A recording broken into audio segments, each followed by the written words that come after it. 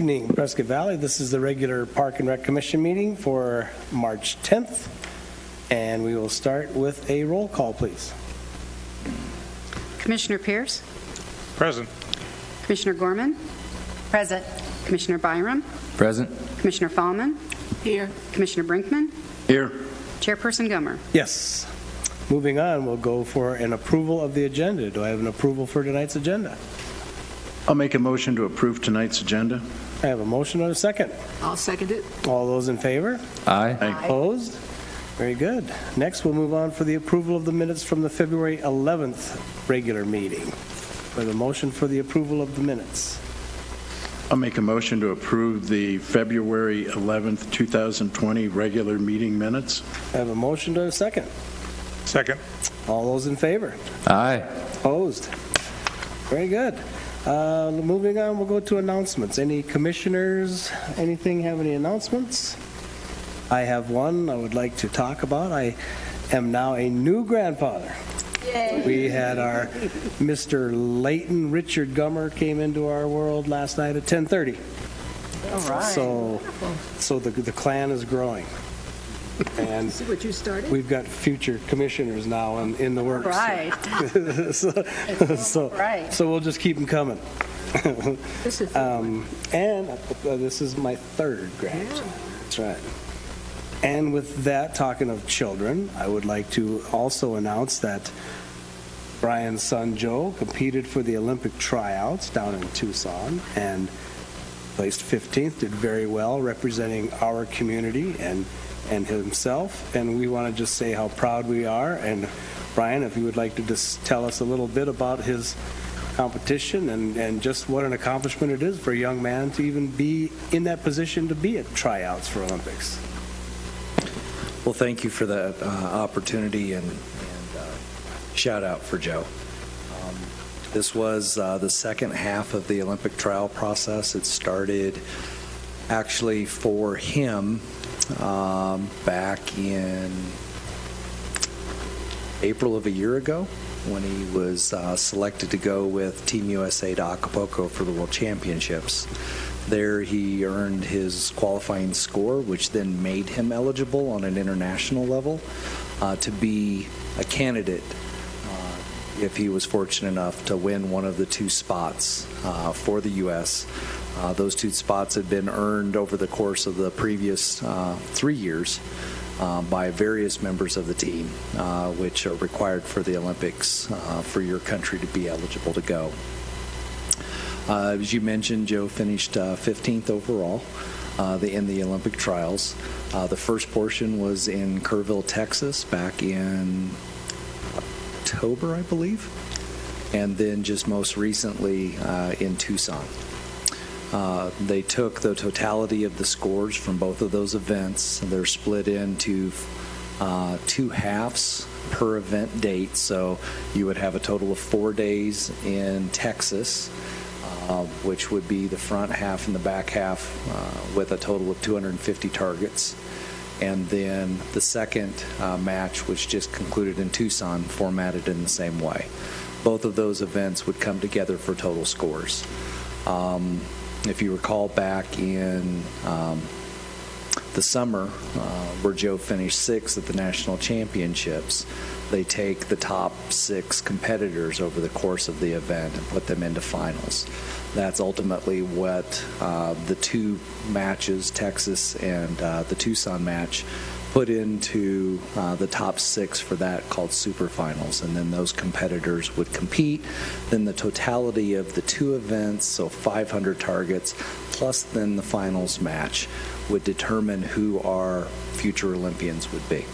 And so that was a pretty exciting endeavor, lots of pressures and energies and all of those types of things. So what I try to remind him, number one, you were one of maybe 20 men in the U.S. that were eligible for this. B, you were there. No one can take that from you. You earned it. He did finish 15th. You look at the rank and file and all those things. We have the number 10 athlete, Pan American gold champion, World Cup silver medalist. He finished 10th. You know, you have a two-time Olympian in the match. He finished 5th overall. Our two-time gold medalist is going back. He had the total overall composite score. And a new Olympian, young man made by the name of Philip Youngman from Texas, member of the Army Marksmanship Unit. His job is to shoot and recruit. So very excited for him. Joseph and he are good buddies. And he was an alternate the last time the Olympics came around. So the same age as Joe 4 years ago, as Joe is today. So pretty exciting times. So I appreciate the commission's support of supporting me while I was away, being able to help him through those endeavors. Another young man that's actually in our stable, if you will. So he's been training with Joe and going through that process. By one target missed becoming the alternate for the junior men's world championships that would be held this summer. So he had a tremendous event. His name is John Michael Cleland. He lives in Prescott. So super young man. And he's putting the wheels on too, just like Joseph. So he had a phenomenal outing. So very proud of him doing those things. So that it was our group, our performance that was out there. So again, proud of Joe, his accomplishments. Unfortunately, just a few behind. That's what it is.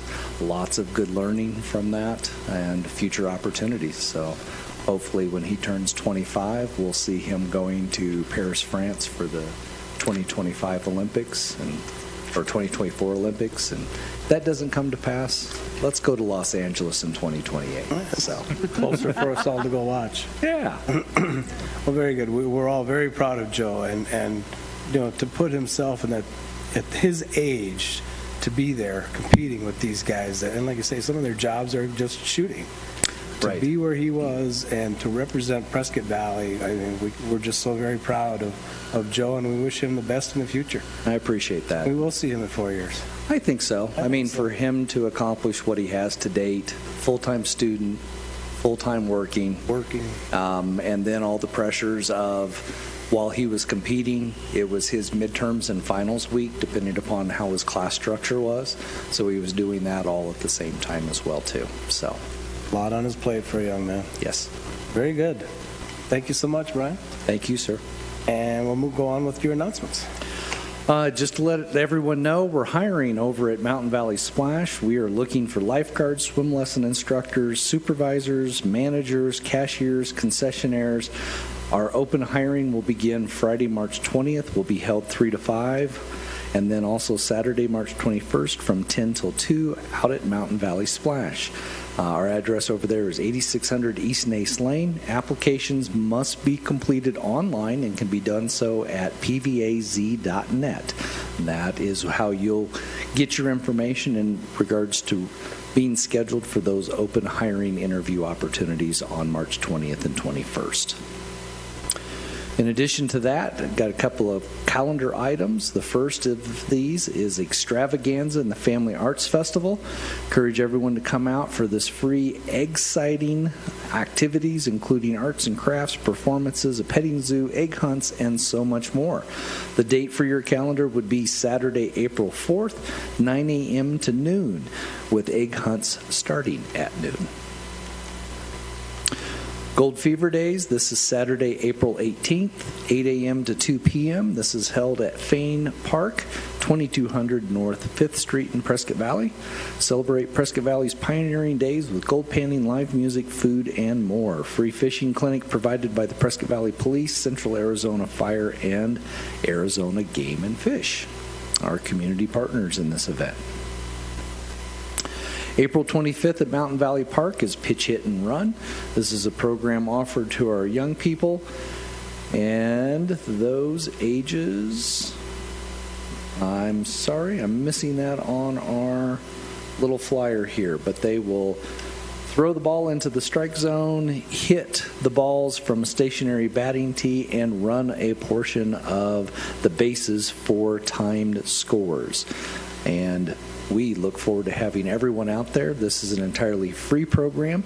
It advances our top competitors to regional and statewide events that will be held at the Arizona Diamondbacks. So. And also, calendar item is our upcoming new event, Rhythm and Brews. This is Saturday, May 16th, noon to 7, live music, a $5 admission. That is being held at the Mountain Valley Park Amphitheater. So this is just down below on the big soccer field behind Mountain Valley Splash there in Mountain Valley Park. For more information, you can find that at our Parks and Recreation website at pvaz.net. And this is brought to you in partnership with the Prescott Valley Chamber of Commerce and titled sponsored by Finlay Automotive Group. So thank you, those fine folks. We'll have bounce houses, children's activities, local breweries, food trucks, all on hand for this awesome event. And our headliner band is a Journey tribute band. So we're very excited to have them. If you were at our 40th anniversary, you got a little taste of them. These guys will rock the house and blow your socks off. So pretty cool stuff. Very, very enjoyable group. And last but not least is our Prescott Valley Walking Club. Join us on this inaugural event, May 22nd, Mountain Valley Park. It has a $10 annual membership fee, but it does include a T-shirt. All ages, strollers, and leash dogs are welcome to join us Friday mornings for 9 a.m. walks. And we encourage everyone to come out and join us in this awesome health and wellness activity for fun and improvement of your health. You can register online again at pvaz.net. Give us a phone call at the office at 759-3090 or shoot us an email at parks@pvaz.net. With that being said, I'd be happy to answer any of those questions on our events or activities. Questions or comments? I have a question Sure, about ma'am. the free fishing clinic. Yes. What is it out at Fane Park? What does that mean? They're going to show you how to fish? They do. It's designed for our young people to be able to come out and learn. But for you, most definitely, we'll have you out there. It's a great opportunity. We will have trout and catfish both in Fane Lake. So it's a fantastic opportunity to come out and learn how to fish. And we will have our game and fish wardens out there on site. They'll be assisting as well as members of our police and fire department. They're also assisting our young people out there. If you do not have a fishing pole, we have one we can loan you for use that morning. And all kinds of fun prizes, raffle opportunities. So it is a fun, festive environment for everybody to come out and enjoy the atmosphere of what Fane Park provides. Okay, thank you. You're welcome. On that note, Yes, ma'am. the junior ROTC got involved in redoing all the fishing poles and the reels and restringing with the help of the police department. So it was really a great deal for the junior ROTC. It is, and that's, there's a whole list of folks that come out and participate in this. The Wild Turkey Federation is part of it. The candidates for police and fire participate in this. I mean, there's a slew of voluntary support all the way through this program, and it is very, very fun in regards to coming out. Never been able to pan for gold, we'll teach you how to do that. There are some historians that are out there. There's trails, hikes. You can visit the Fitzmaurice Ruins. There's the chapel, I think, is scheduled to be open. There's just tons of different events and activities all wrapped up into one. And we encourage everybody to come out and learn about the history of why Fane Park is what it is, because a lot of folks don't realize 1927 was when the dam was built. Mining had been going on for probably 50 years prior to that, and hundreds of years before that, folks were living right there in that area, and it's just crazy to think and know and understand all of these things. An American was working for this and shipping gold out of the U.S. back to England.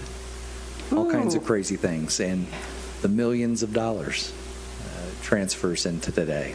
And all kinds of fun stuff that's out there. So, Maybe we need a bigger flyer to get all that. and we'd fill that up and need a bigger one on top of it. So, all kinds of cool things. But the most important thing, Saturday, April 18th, 8 to 2.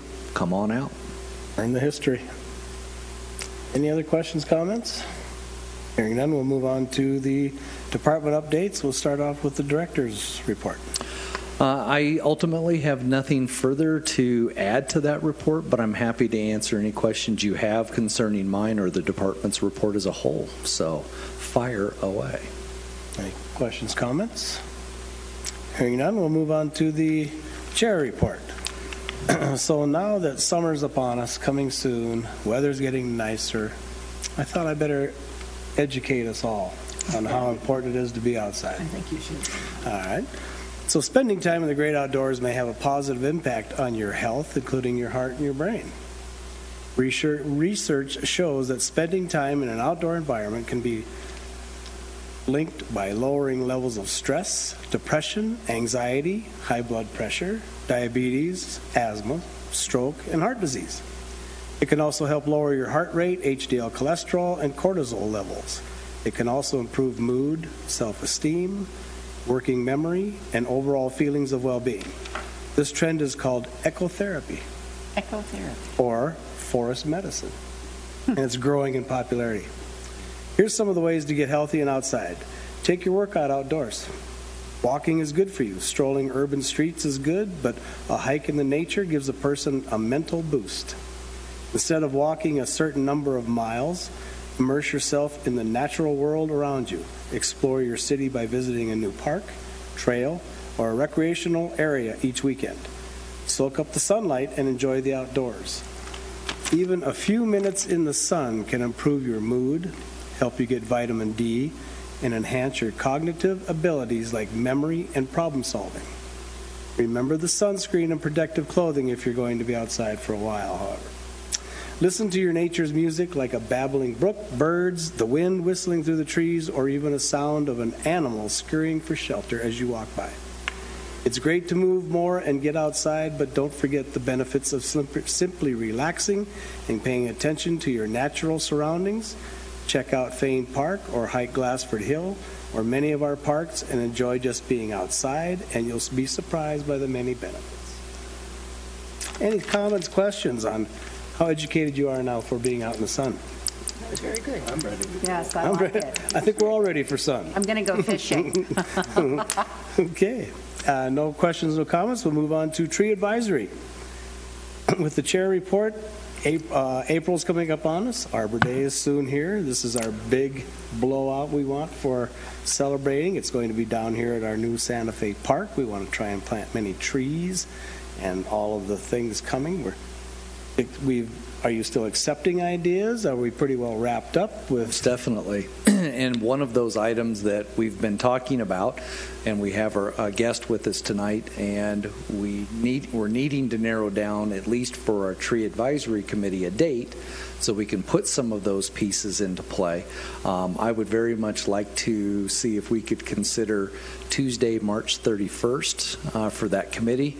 Again, that committee's chair, vice chair, our advisor, and then one singular staff member to get the ball rolling, making sure not only that our Arbor Day activities are in line, but also to set our agenda for the fiscal year, have that ready and moving forward so that we can make sure that we're hitting the goal for reapplying for Tree City USA and our Growth Award, which will be tethered in certain parts to our Arbor Day celebration that we have coming up.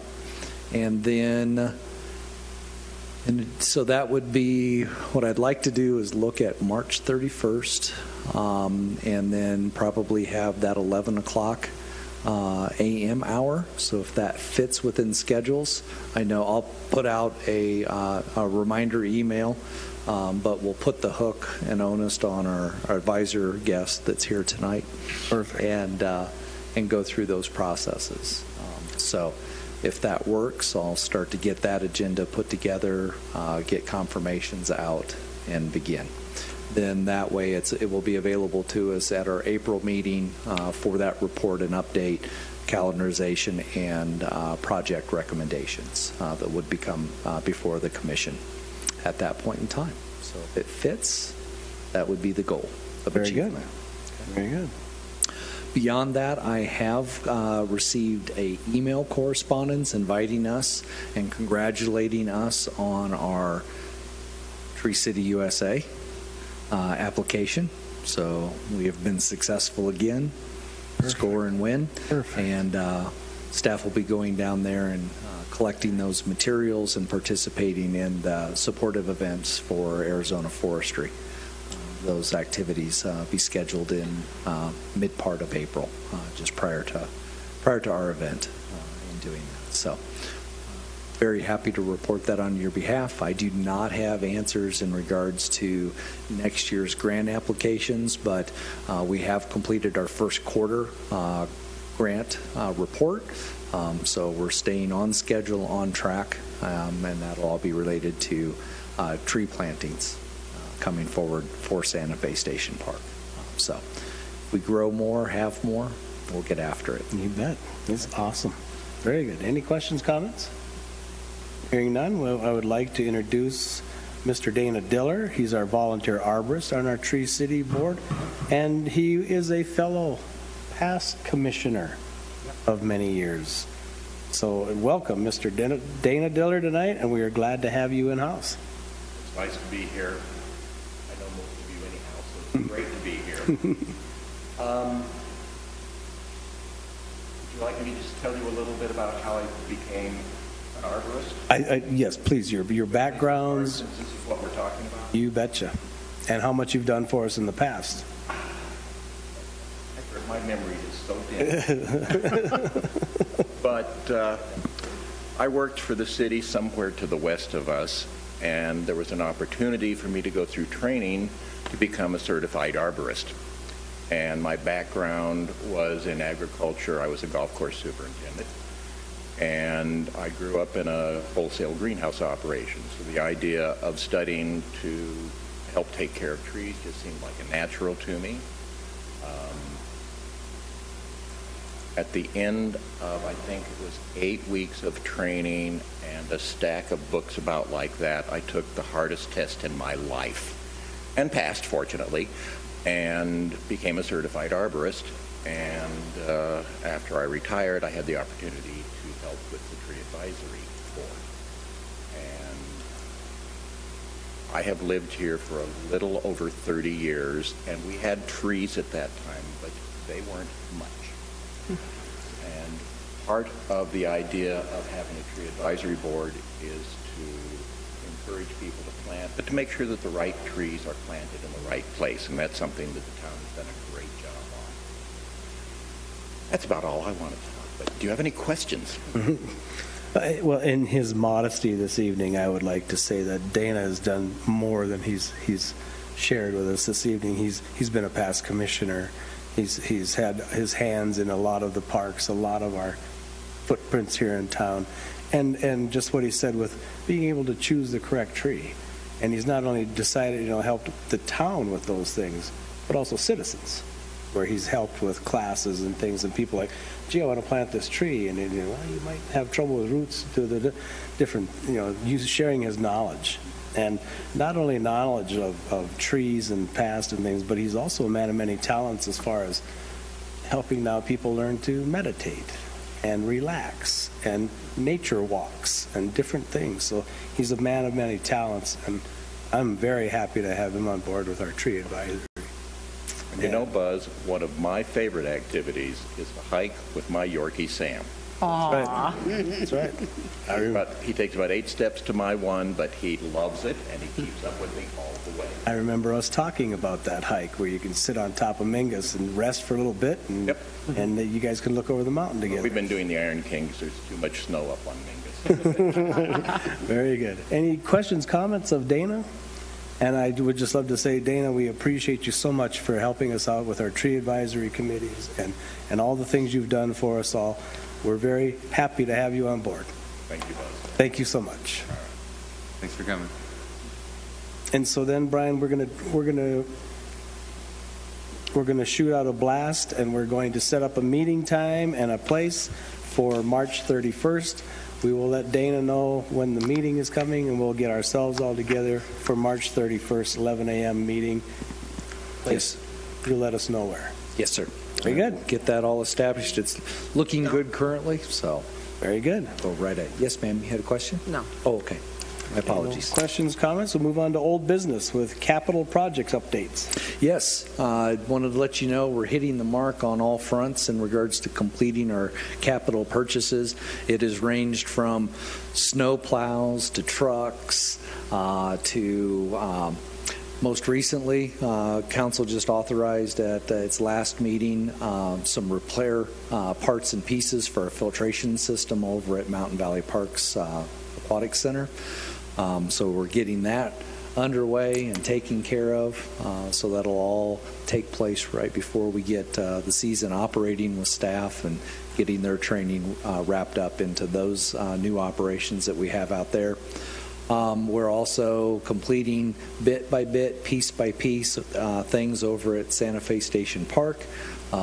So as soon as we can get all of that wrapped up, we're anticipating, currently what's happening right now is that you're seeing all of the pilings and footers being poured for the Ramada that's going to be going into place. Unfortunately, Mother Nature's not helping us right now. No. So we've at least have gotten the main piers done and over with. We're anticipating a break in the weather, hopefully next week.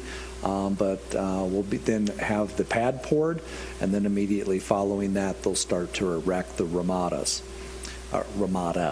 Then, in addition to that, we just received word that the week of the 23rd, that the restroom will be arriving. So we'll get a little more definitive with that as it comes forward to us. So we're anticipating, hopefully, an early to mid-April. All of the major functionality of the park is in place and ready to go. I like Porta-Johns. I like them there for one day for a limited period of time, not the long-term stay that we've had over there at the park. The beauty of that, though, is it has allowed for use of the pickleball courts and use of the playground that otherwise we wouldn't be able to support in doing that. So I appreciate everyone's patience, tolerance of things as we go through the process. But come our Arbor Day event, we'll be putting trees into the park. We're anticipating, or we've made the request for budget allocation for additional landscaping elements to take place at the park. Like to have some site furnishings as well. But fingers crossed that will come to pass. We've also had construction crews putting in our mow curbing strip so that we have that definition and containment of our turf, and we're minimizing mitigation of other landscape materials into that turf area because it is designed for additional athletic purposes, so it can have some youth sports activities there. So once we get to that point in time, hopefully I'm announcing sooner than later the dates and ribbon cutting ceremonies, and we have that all done and out of the way prior to our Arbor Day event in April. So that's what we're aiming for. So good news coming forward there. Other than that, there has been additional purchases with turf equipment, those types of things. So we're basically hitting our goal and our performance measure that we've been able to maintain for the last 10, 12, 14 years of 100%. So things are right on track in regards to accomplishment. The beauty of it is we also have until June 30th to complete that, and we're going to be well ahead of doing those types of things. So that's my little rough synopsis in regards to our capital planning and endeavors that we have going on out there. Yes, ma'am. When is Arbor Day, Brian? Arbor Day is going to be Friday, April 25th, if my memory serves. It'll be the last Friday in April. And I believe it's a 10 a.m. start until noon. And I guarantee you we'll go till noon because I think we've got no less than 15 trees slated. Wow. Yeah. Yeah, that's that awesome forestry grant that we received. So, good stuff. Very, very good stuff. Any other questions of old business? Hearing none, we'll move on to the new business, a mining exhibit update. Yes, sir. So, if memory will serve the group, we received a estate contribution. This was given to the Friends of Prescott Valley Parks and Recreation in partnership with the Prescott Valley Historical Society. The Jerry Munderloh estate is where the donation came from. That name may ring a very strong bell with some of you, and that is simply that Jerry did a lot of work, actually lived over in Fane Park for a period of time over at the Barlow Massix house that was owned by the Fane family. So when the Fanes bequeathed the property to the town, that's where a lot of Jerry's involvement came in. Jerry did some of our initial trail development that was out there, but one of his elements was bringing the history component to the people and having that established at Fane Park. So if you come into the park, and this is a little overview, I think you might be able to see it there on your screens. This is a Google Earth top-down look into the park. And if my little cursor is here, you'll see the little white arrow indicating right about down in this location is our mining exhibit that has a whole host of different pieces and components that exist there. One of the most significant is the stamp mill. And there's a little sign that tells you the stamp mill and how it came to pass and what its functionality was in facilitating the gold ore for its processing. And it has a unique history and lots of age to it. Well, one of the components that is going on is some of those materials and items that are there on display are not period appropriate. They are have the abilities to plug into electric, which definitely was not available to us back in the days of a lot of the original mining that took place.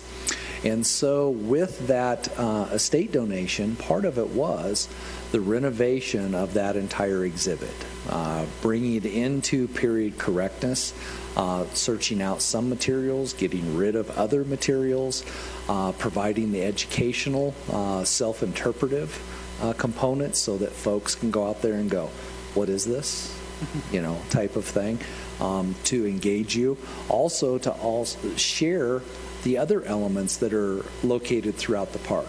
Those of you who have been down there, as you're approaching the lake on the left-hand side before you get to the observatory platform, there's a giant valve that's there. Yeah. There's also recognition of the park on the historic registration of places in town. It also takes you over to the observatory platform that's there. You'll see the depth of the dam that exists. There's also hydraulic pipes that are running throughout, indicating how the hydraulic mining took place. So it points you in all of these different directions, and what we're wanting to do is refine it, give it a greater sense of perpetuity, give the educational component, help our community interact, collect period pieces, remove those items that would not be reflective of the times in the process, and actually moving it so that it has a greater level of ADA accessibility as well, with the exception of the stamp mill. Not moving the stamp mill, but all of these other different pieces. So the reason for this visual is that I wanted to show you the proposed location that, again, and it is proposed because we're just going through these initial processes to demonstrate the area that we're looking at. And what we're considering is this section of flat area, because we get into a very nice drop of elevation as we start to approach the lake. But utilizing this area through here adjacent to our restroom facilities so that it has a much higher level of accessibility to it and can act as a starting point for folks that are visiting the park. And then, if they want to venture out into the various different locations, having a single source map location that helps identify what to look for in the different spots. So it's kind of a self-interpretive area. We do have a number of different school organizations that come out, group events that happen there. So it can really help speak in regards to its history, but also one of our original originators of Fane Park and all of the different historical components also highlight our partnership that we have with the Prescott Valley Historical Society in doing those things.